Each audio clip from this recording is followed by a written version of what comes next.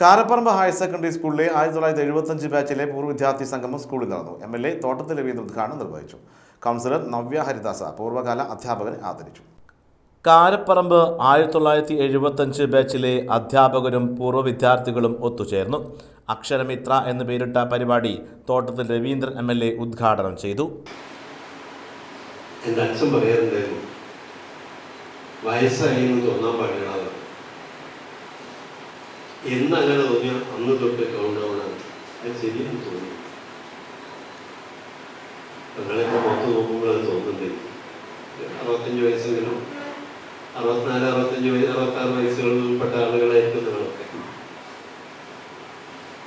നല്ലൊരു ഒത്തുകൂടലാണ്. നല്ല പേര് വന്നിട്ട് അക്ഷരം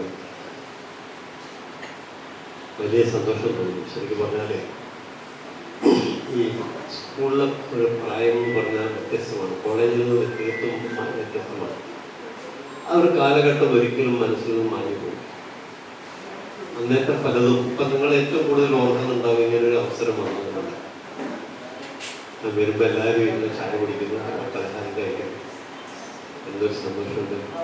ഞാനിപ്പോൾ ഒരു റംസാൻ കേക്ക് വിതരണത്തിൽ ഉദ്ഘാടനം കഴിഞ്ഞിട്ടൊക്കെ അങ്ങോട്ട് വരും.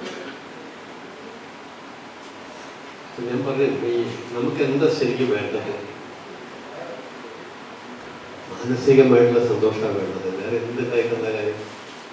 അക്ഷരമിത്ര പ്രസിഡന്റ് PP ആലിക്കോയ അധ്യക്ഷനായിരുന്നു. ചടങ്ങിൽ പൂർവ്വ അധ്യാപകരെ കൗൺസിലർ നവ്യ ഹരിദാസ് ആദരിച്ചു.